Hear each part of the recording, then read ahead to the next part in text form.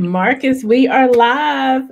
Good evening and happy Thursday, and welcome to another episode of Thriving Together.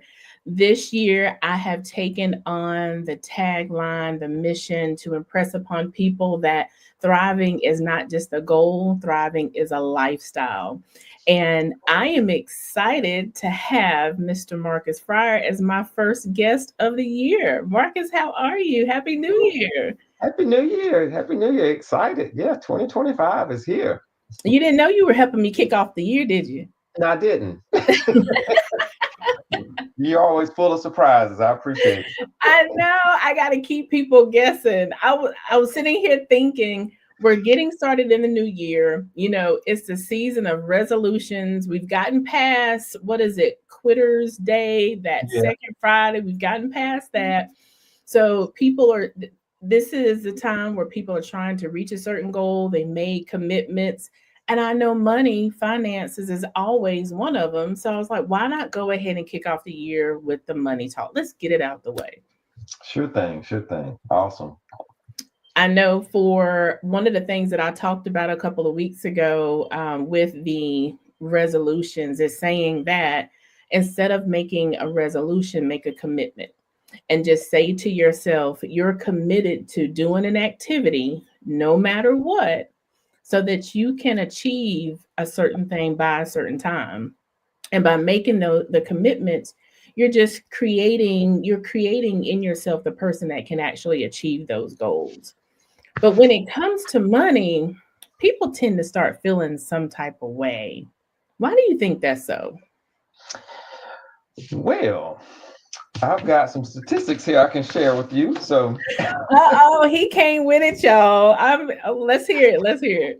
Yep. So I'm a member of NAPFA, which is the National Association of Personal Financial Advisors. So Hmm. we're fee only advisors. We have committed to being fee only fiduciary advisors. So just to give the audience a little context, there are 103,000 certified financial planners in the Hmm. United States. There are only 5,000 of us that are committed to be fee only, which means the other 95,000 are what we call fee based, Hmm. meaning they charge fees, but they still also do commission products. Mm. Okay. And that's a whole nother conversation, but ideally you want a fee only advisor because you have a little more transparency in what you're paying for, Hmm. and that person is committed to doing things in your best interest, not in their best interest. But like I said, that's a whole nother conversation. But so Now, if I know anybody you said wants that's a to, whole new conversation, but why is that important? I want them to understand okay, we the can value spend some of time what on you're that. sharing. Absolutely. All right, so I can give you some quick examples on that. So um roll back to Obama administration. Into his administration, he starts putting in these enactments for in the financial services world Hmm. regarding fee only advice and transparency in what people are paying for. So we're Hmm. going down this road of putting all that stuff in place, and the following administration comes in, tries to unravel it. So here's why this is important. If you can imagine, let's talk about annuities. People hear about annuities, and annuities are sold and all that fun stuff. So now in our world, there are two types of annuities from our side. There are commissioned annuities and there are fee-based annuities. Hmm. All right. In a commissioned annuity product, that person who, I'm gonna use the word, sells you that annuity, Right. generally speaking, they get a commission up front. That commission is usually anywhere between 5 and 7%. So if you can imagine on $100,000 product, that person made $5,000 to $7,000. Hmm. All right, now the insurance company has done the math. They are not going to lose in this transaction. Right. So then they tell you, Loranda, well, you have to keep your money with us for 7 years. It's called a surrender charge. Hmm. We'll lessen that surrender charge each year, but we need your money to stay here because we've got to get back the money we just fronted to to this agent. Right. So you put $100,000 in, your surrender fee, meaning if you wanted to be done with the policy, you might only get $90,000 back that first year. Okay. And then the next year you might get $92,000 back, because they've got to keep that money invested to get that money back. So they've done the math. They're not going to lose. All right. On the fee side of things, we don't get paid up front like that. You put $100,000 into an annuity. Insurance company doesn't pay us anything. So now they go, okay, LaWanda, I didn't pay him anything. There, you don't have a surrender charge. Okay. My job as the advisor is to, on that $100,000, is to grow that $100,000. So now our interests are aligned. If I want to make more money, I got to help you make more money. Gotcha. In a commission product, I'm done. I got my money. Mm-hmm. I have no vested interest in how you do. Right. None. And I wanted you to point that out because a lot of people think of financial planners, think of people in your role, we're just going to be transparent. And it's like they're trying to sell me something. Absolutely. Is this really to benefit me?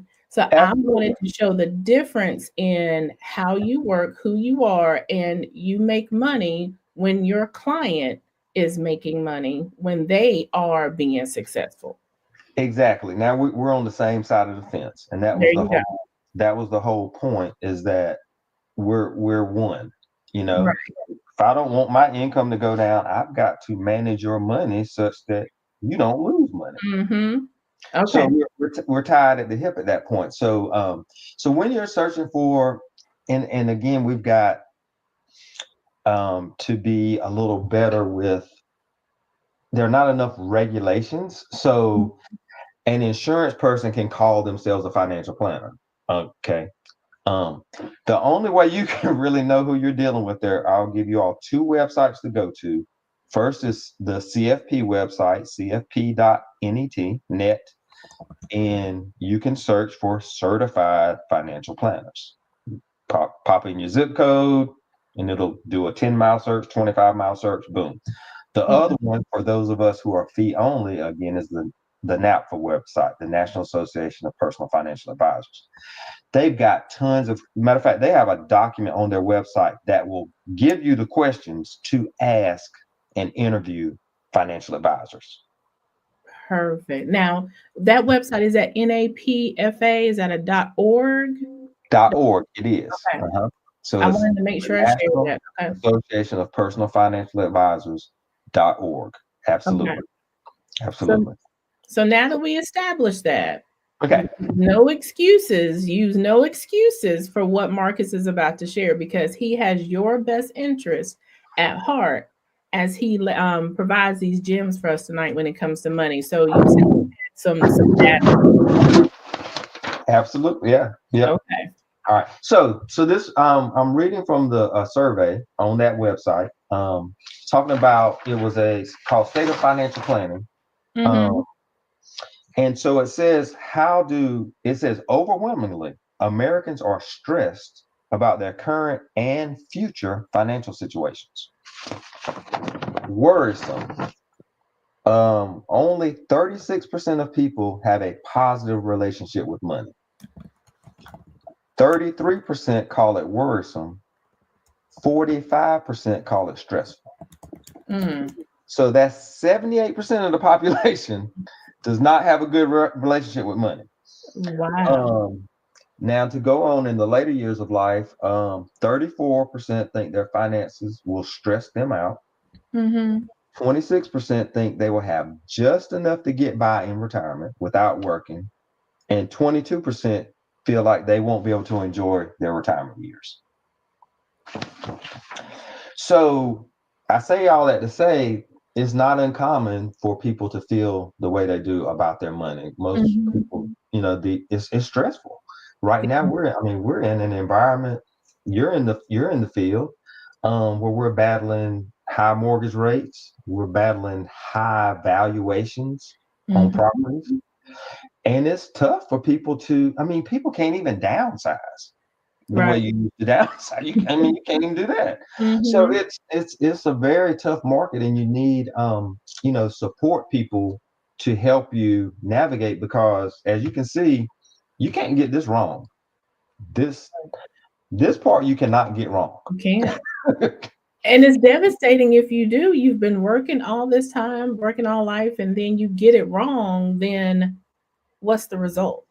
What is life like? You get it Bring wrong. it to Walmart.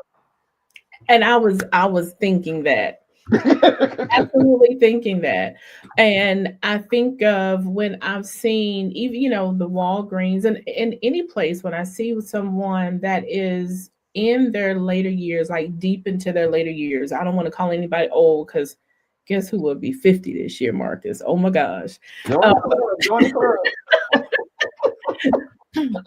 but I do, you can't help but look and say, I wish you weren't here. I wish something would have led you down a path to where you were not here. Or if you are, it's truly by choice because you just want to get out the house or something. Bingo. So when we're trying to achieve financial independence, there are Hmm. generally three things we're trying to achieve. Okay. First, that our family's protected. Hmm. Secondly, what we call a work optional lifestyle, Hmm. meaning we're working to keep our minds sharp, to keep our health, not because we financially need to do so. Right. And then thirdly, most of us have a bucket list and recreation and leisure activities that we want to do. We want to travel, we want to buy a boat, we want to spend the 2 weeks at the beach, whatever that is. We want to be able to fund that lifestyle that we've worked so hard for all these years. So the idea is to figure out, as I told my kids when I used to teach at Central, I said that the idea is to figure out how quickly you can stop working. That's the Mhm. idea. It really is. And that, we've been that, having that conversation. mm-hmm, mm-hmm. So how do you recommend people start shifting the anxiety and the stress and the fear to really empowerment, to really feel empowered by, excuse me, their money and conversations about money? Yeah, so from the conference we attended in the fall, one of the speakers impressed upon us that, we have our job crunching numbers and, making portfolios work and all that fun stuff. But on a daily basis and for an individual, what we need to instill in them is what we call financial behavior change. Mm-hmm. We got to change our financial behavior. And they took us through this process of first how we make decisions. Okay. So one thing that gets us is emotions. Yeah. And as I said, our brain, what happens is the front part of our brain gets hijacked Mm-hmm. and we go get to safety. That's our first thought. Get to safety. Mm-hmm. Okay. All right. So that's one problem. Secondly, we have what they call cognitive bias, meaning we have these mental shortcuts. And our brain is going to use the least amount of effort to make a decision. Mm. What would you say is an example of that? Um,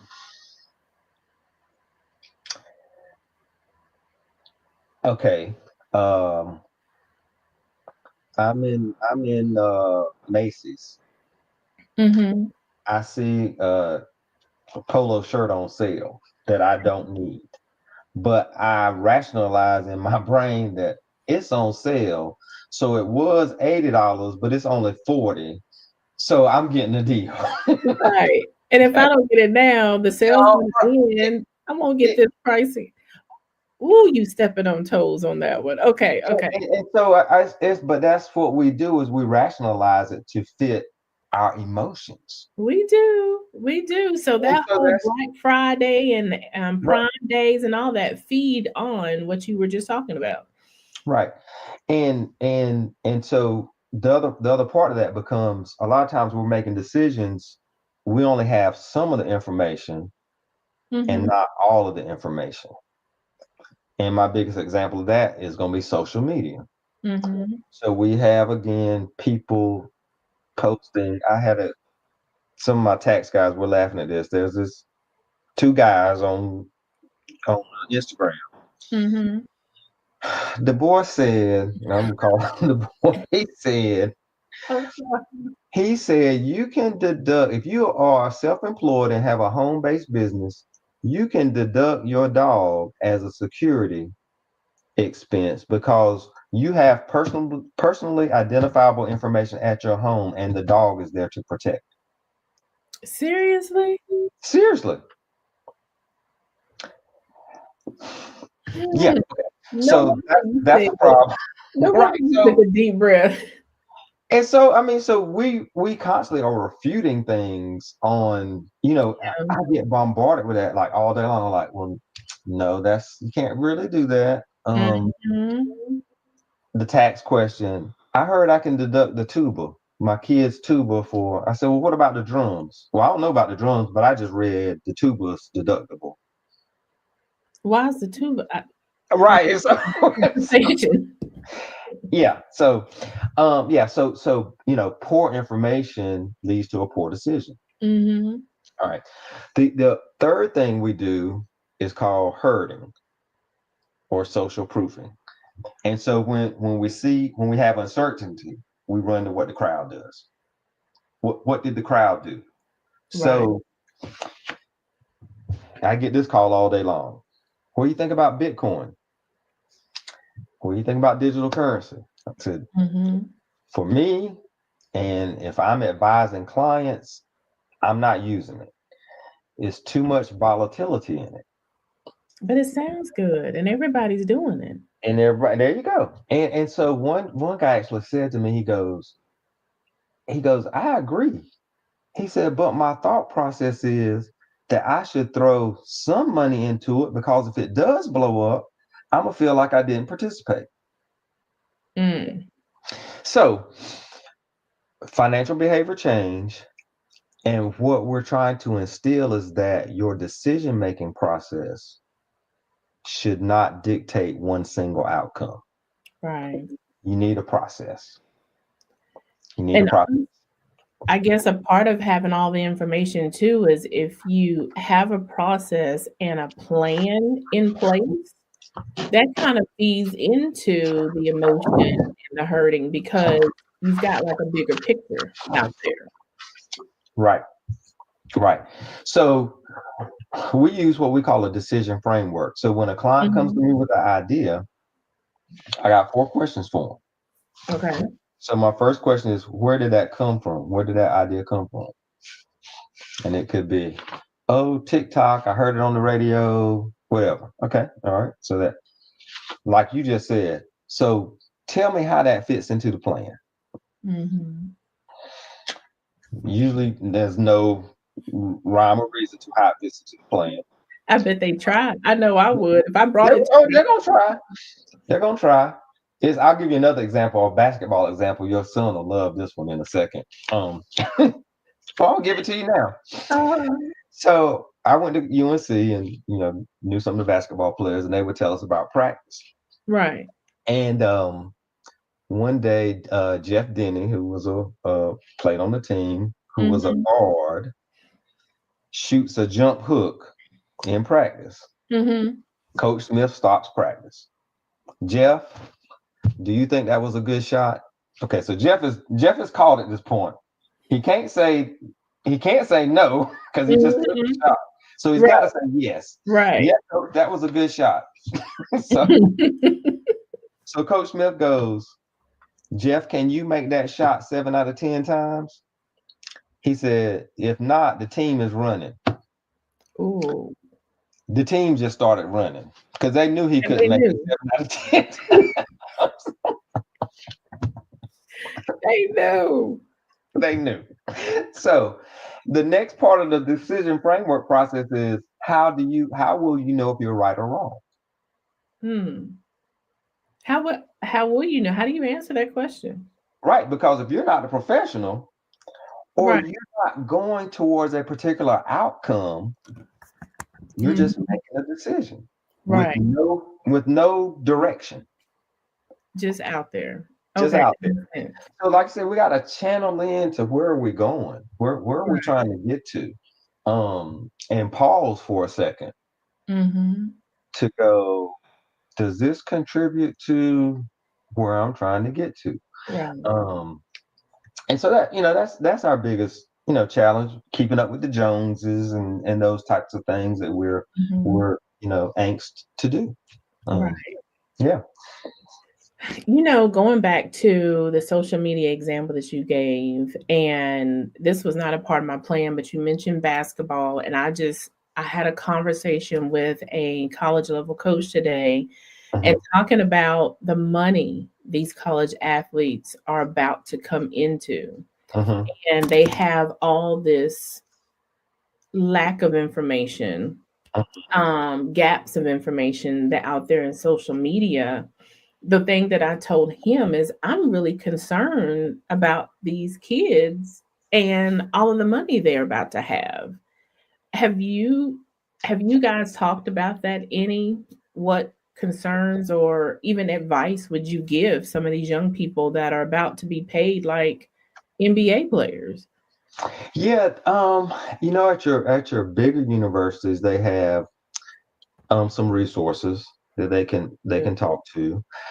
Um, I'm trying to be correct here when I answer this question. And I'm so sorry. You said basketball and social So, media. It just came to me.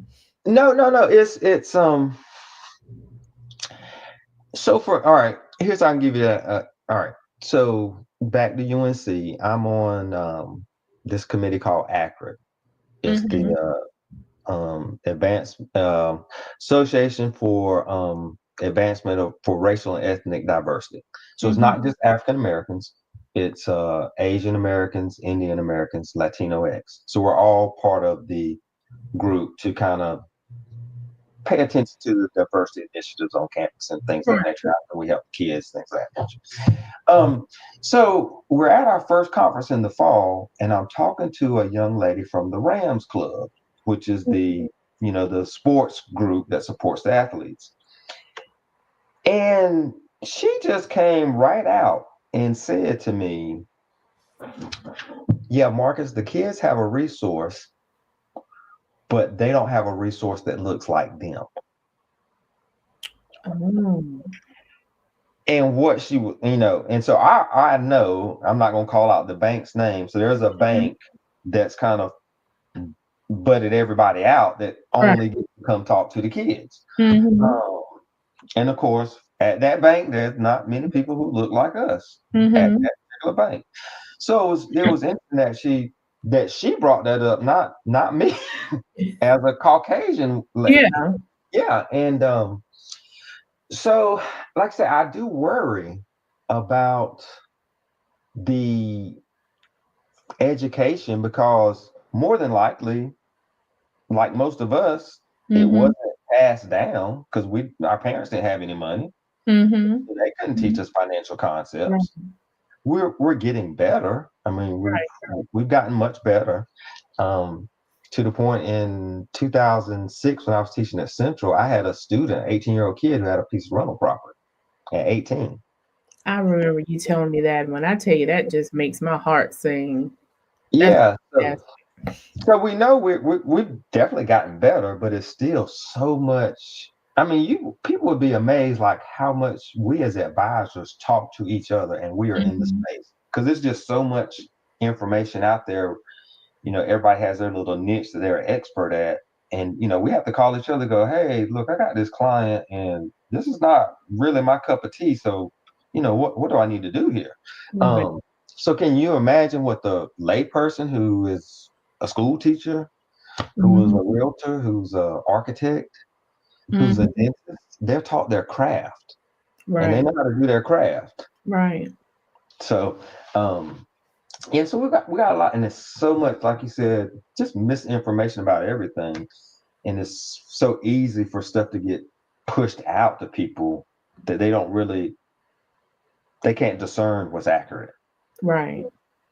It So, is hard because there's so much out there, so much out there from mhm, finances. Of course, when it comes to buying and investing in real estate, I know mhm, you've seen those from yeah, health and diets. I mean, we're inundated with so much information. And like you said, if you're not trained in it and mhm, know what is correct and what is not, it's hard to discern what's true, what's false. mhm, absolutely. But I do like, so you've got clients, people coming to you talking about the Bitcoin and what they heard on social media. So you've really created a safe space for people to come to you and talk money. I, Yeah. I'm sorry, I didn't want to cut you off. No, yeah. So, and yeah, we've got some resources, and I'm trying to create an environment, like I said, where because it is intimidating, some people feel embarrassed, like they feel like they're supposed to know this, Mm-hmm. and I'm like, no, this is all taught. You don't, you know, if you're not around it, you're not going to get it. You know, if Right, you don't actively study it, you're not going to learn it. right. So, but some people feel like, that they should know it and they're embarrassed about it. So we've got a initiative where I have a in our financial planning software called My Blocks, and it's a learning environment where people can Mm-hmm. just go learn on their own. They Mm-hmm. can look at a block and learn about a health savings account. They can learn about leasing versus buying a car, which one they can learn about the snowball way to pay off their credit cards or the avalanche way, which way is better for me. They can put that data in their own space and not feel so it's designed from to go from kids to retirees where everybody can learn about financial concepts. So I have a link like on my LinkedIn pages posted on my LinkedIn page where people can go self-register. They create their own username password and they go in my blocks and they do whatever they want to do. About the only thing I'm gonna do is send them an email that says, "Hey, I see you registered. If you ever want to talk, let me know." But we're not gonna sell them anything. We're not gonna contact them because I want people to feel comfortable that they can go in there, learn at their own pace. I am looking for that right now, so I can share it with folks. Now, granted, as you know, I don't have anyone working behind the scenes to put all this stuff in. This is all me sitting here, so you Yep. guys bear with me as I pull things up. Oh, But take your time. Take your time. think about, because I want people to see an example. Again, you've created a safe space and you're sharing your knowledge. And Marcus, you're very community minded, and that's one of the reasons why I love collaborating with you. Can you think of a client instance where you've worked with someone who came in with that fear and you've moved them to being empowered with their finances and really getting themselves on the right path? What that looked like? Oh yeah. Yeah. So like I said, that you come in and people a lot of times it's the transition of they kind of know something's going on, but don't quite know how to start the process to figure out where it's going on, where it's wrong, or Mm-hmm. how do I identify what it is. So a lot of times, that person we would start them with a budget, and then they go. Now they start to actually see where they're spending their money because now they're actually categorizing and going, "Oh, I didn't realize my hobby of playing golf or my hobby of stitching or my hobby, I didn't realize I was spending that much money on it." Right. For couples, usually, one person is good with finances and pays the bills and all that fun stuff, and the other person really doesn't have any involvement and is not good with finances. So that Mm-hmm. that person usually doesn't have any idea again what it really costs to run a house, things of that nature. Right. So I tell them to switch roles for about 2 months and let that person who doesn't know let them write those checks for a minute. And once they feel it, I got people walking around clipping coupons, buying budget brands. Oh no, no, put that going to Costco, buying in bulk.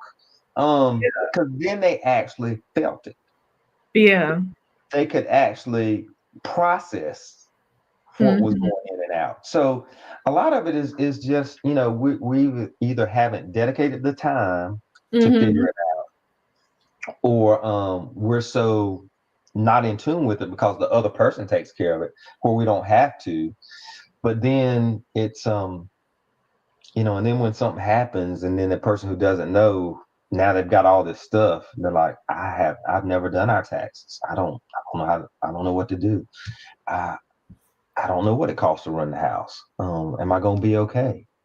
Um, you know, Yeah. Now they're looking for comfort, and are they gonna reach their goals? And they have all these concerns. So yeah, it's a process, and again, I think it's an education that we have to do to the community, such that they understand that it's okay, that we're Mhm. not second, third, fourth generation rich people.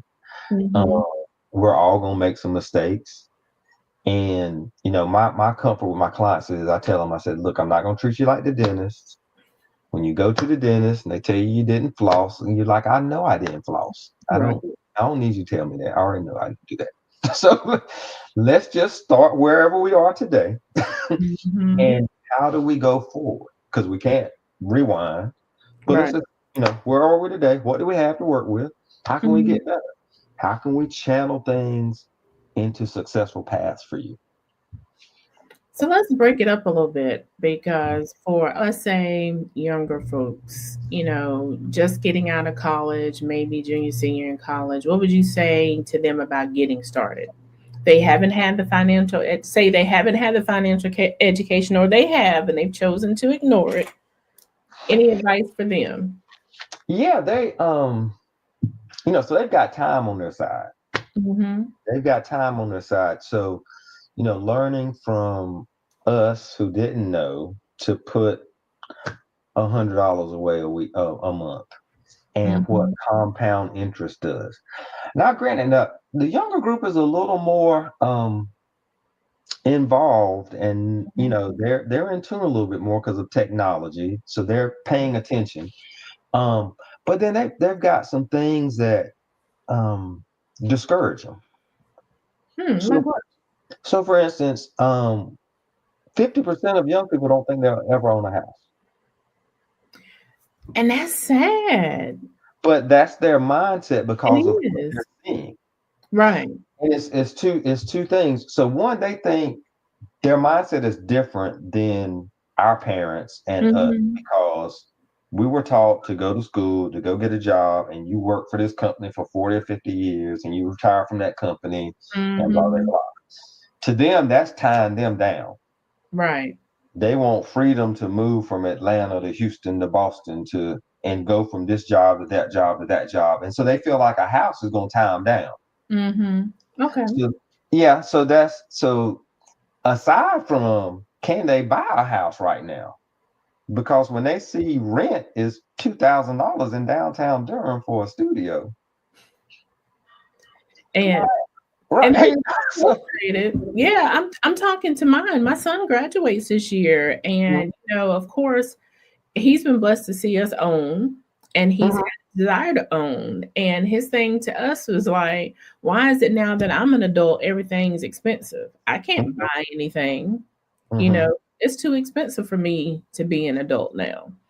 Yeah. And same thing with my daughter, having that same conversation with them. So they see themselves coming out and renting for years to come Mhm. until they get to a point where they can actually buy.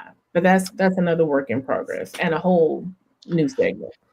Yeah, but I mean, we're in a difficult spot, especially here, in the triangle, because it's not affordable.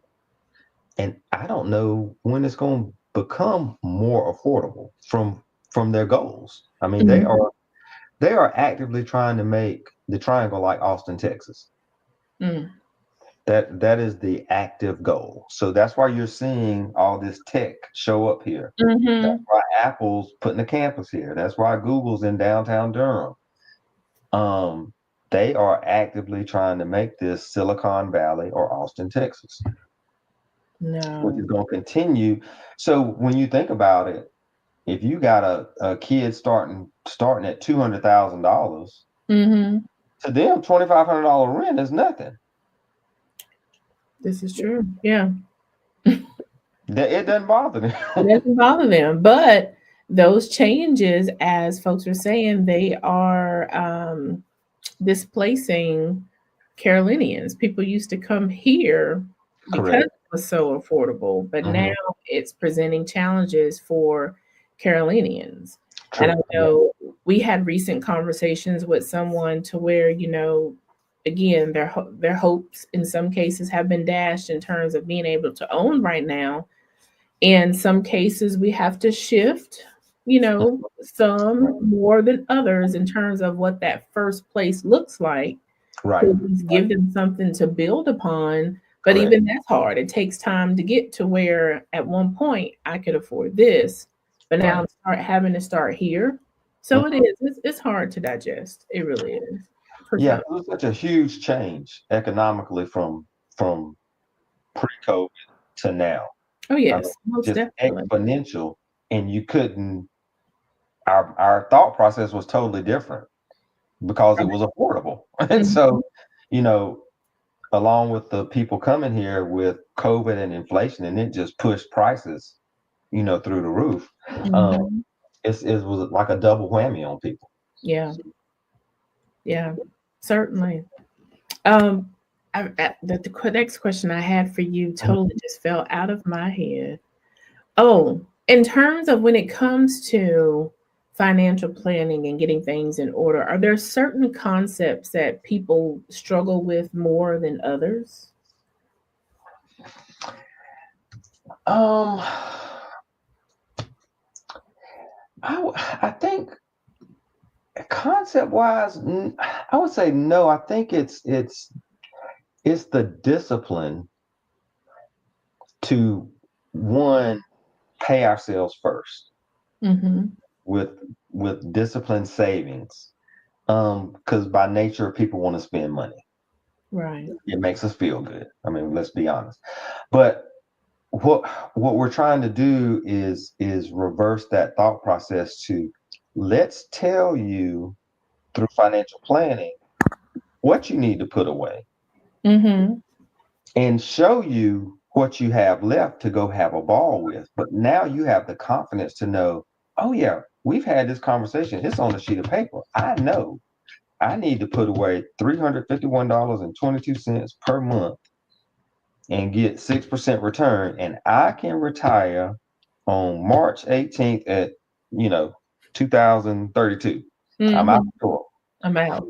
I'm out. And we revisit that each year because some years you're going to go accelerate, some years because of the market you may be a little bit behind, but we kind of readjust that each year. And it's to the point where I've got one client who was socking money away, socking money away. I said, sweetie, you're good. Matter of fact, you can back down about $200 a month and go have some fun today.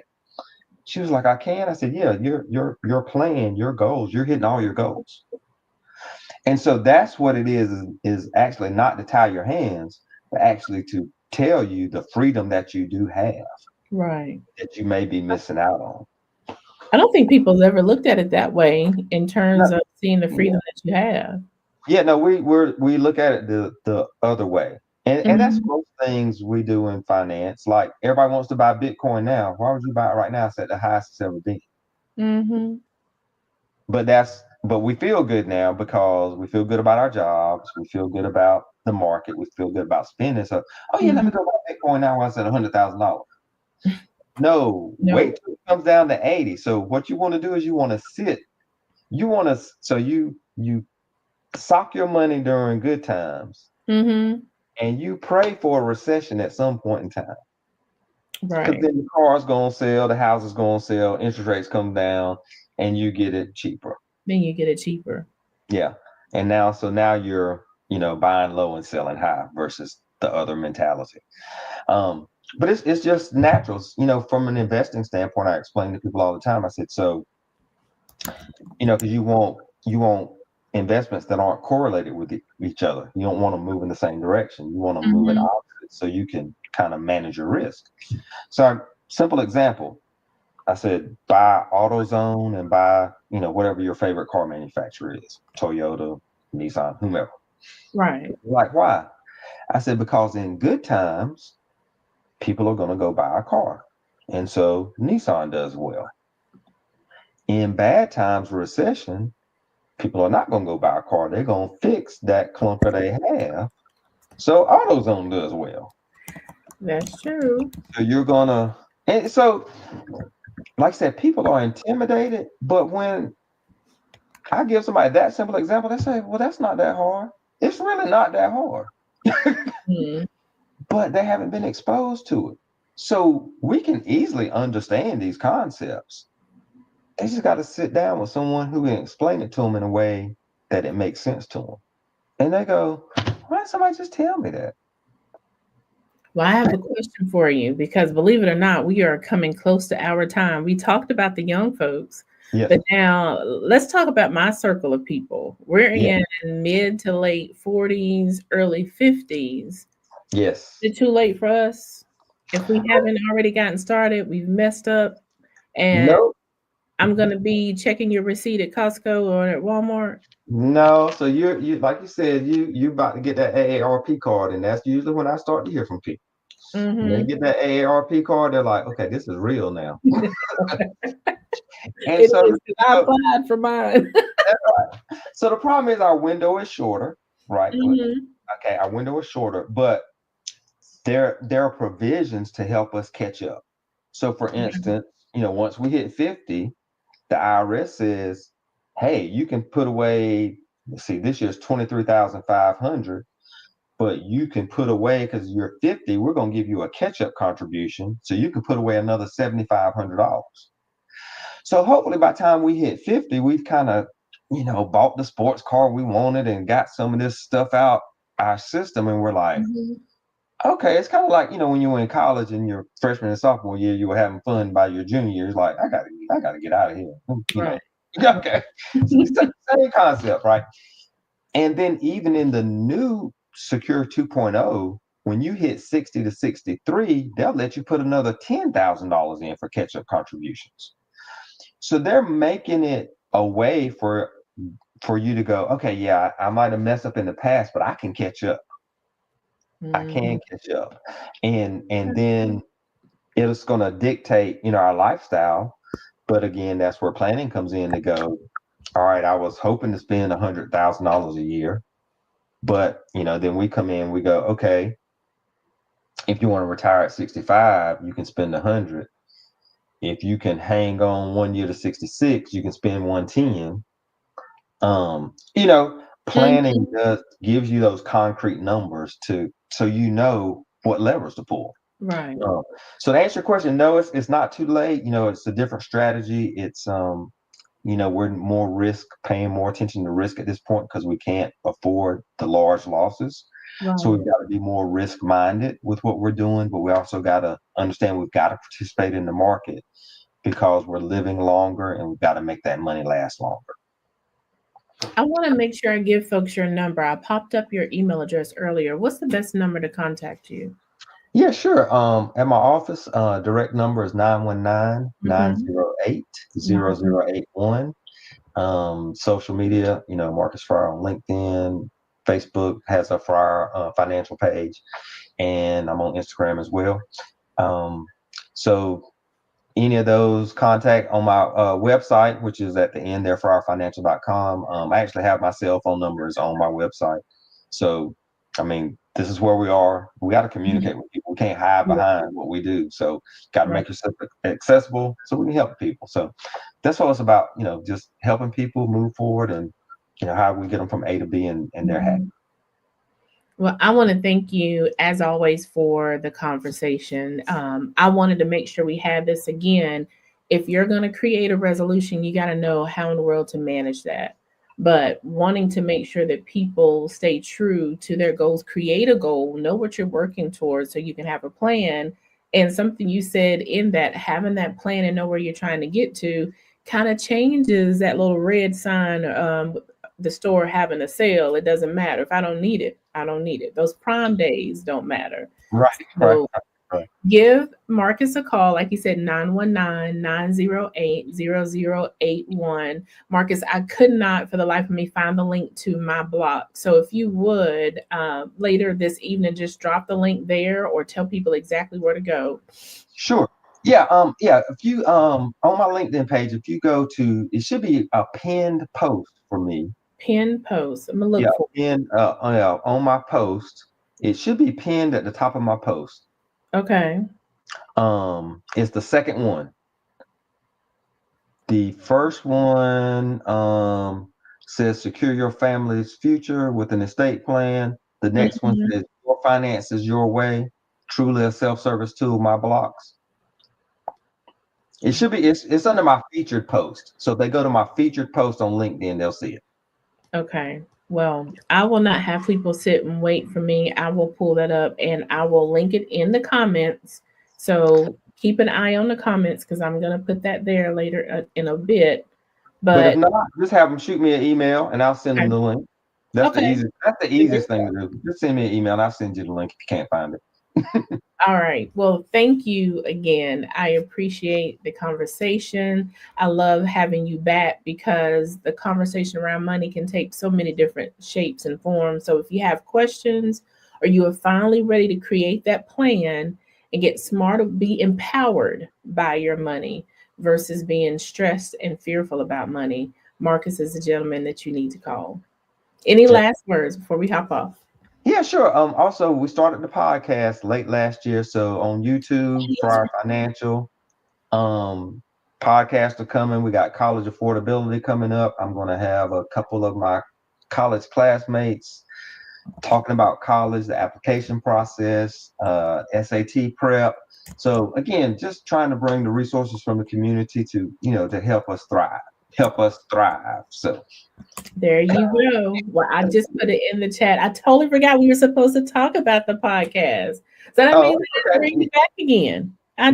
just have Well, to. we got to take a deeper dive. This was very high level. This was a 100 level class. We got to, It get to the was. 200, 300 level classes. So, What we need to do is plan an event to where we sure. have a class, we've got a workshop, and we can really dig in and ask questions. So Absolutely. I'm Absolutely. gonna be pinging you about doing something with that. And I think I already know who we can partner with to make that happen. Let me know. I'm there for you. All right. Well, thank you, Marcus. Have a great evening. And as always, tune in every Thursday, 7 o'clock. I'm bringing you a different topic because thriving is not just a goal, it's a lifestyle. Have a great evening.